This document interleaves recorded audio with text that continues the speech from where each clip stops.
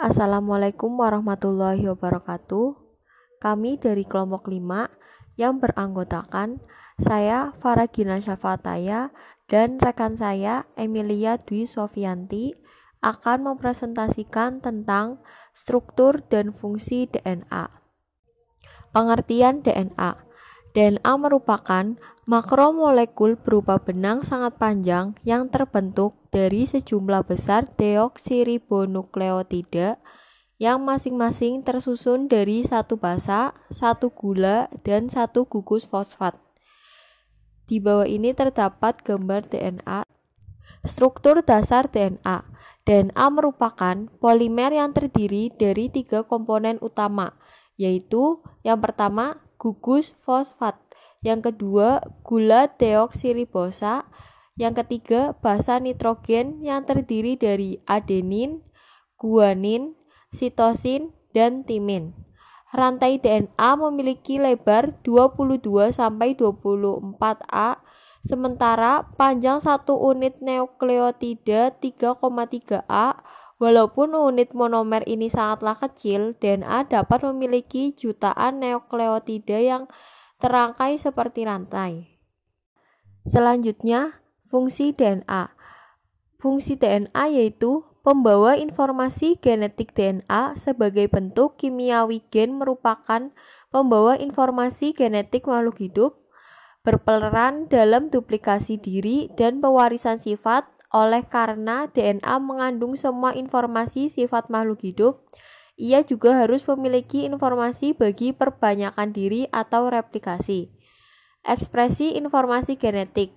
Gen-gen membawa informasi untuk membentuk protein tertentu. Proses ini terjadi melalui mekanisme sintesis protein.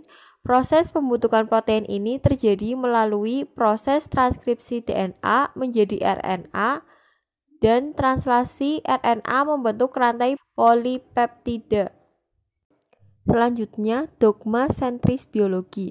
Dogma sentral biologi menjelaskan mengenai proses perubahan gen dari DNA menjadi RNA dan RNA menjadi protein.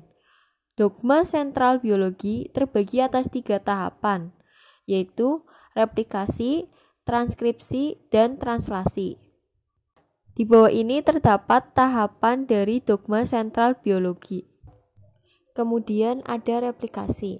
Replikasi adalah proses duplikasi DNA menjadi DNA dengan bantuan DNA polimerase. Di samping terdapat gambar mekanisme terjadinya replikasi. Yang kedua ada transkripsi. Transkripsi adalah proses perubahan DNA menjadi RNA dengan bantuan RNA polimerase. Di samping terdapat mekanisme terjadinya transkripsi. Dan yang terakhir ada translasi. Translasi adalah proses sintesis RNA menjadi protein dengan bantuan ribosom. Di samping terdapat mekanisme terjadinya translasi. Selanjutnya ada RNA. Asam ribonukleat atau bahasa Inggris ribonucleic acid atau RNA, senyawa yang merupakan bahan genetik dan memainkan peran utama dalam ekspresi genetik.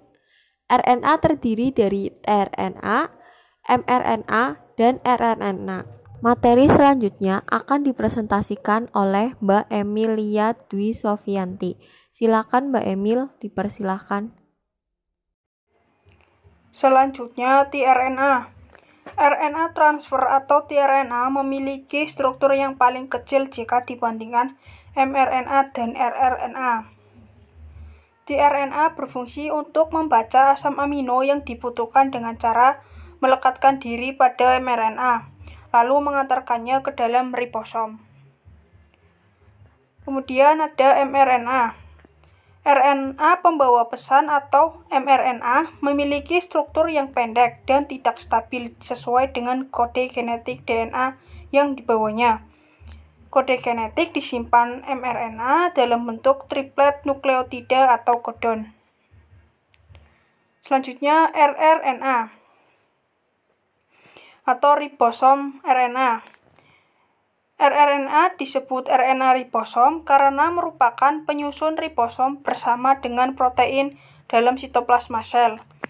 RNA ribosom atau rRNA memiliki struktur yang panjang dan stabil. Kemudian ribosom. Ribosom adalah organel ukuran kecil dan padat yang terdapat dalam sel dan berperan sebagai tempat sintesis protein. Ribosom terdapat dalam sitoplasma dan melekat pada membran retikulum endoplasma ketika berlangsungnya proses sintesis protein. Fungsi ribosom yaitu untuk menghasilkan protein dan melangsungkan sintesis protein.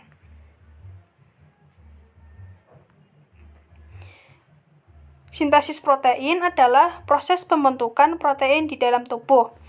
Sintesis protein terdiri dari 2 tahap. Nah, tahap sintesis protein itu adalah transkripsi dan translasi. Sintesis protein dimulai dari DNA, pembentukan RNA, lalu penyusunan protein. Proses ini sering disebut dengan central dogma.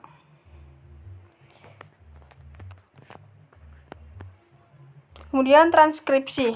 Transkripsi merupakan proses pertama dalam central dogma. Transkripsi adalah proses transfer instruksi genetik dari DNA ke mRNA. Nah, tahap transkripsi ini ada 3, yaitu inisiasi, elongasi, dan terminasi.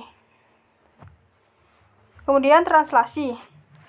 Translasi adalah proses penguraian atau penerjemahan kode-kode hasil salinan DNA yang dibawa oleh mRNA.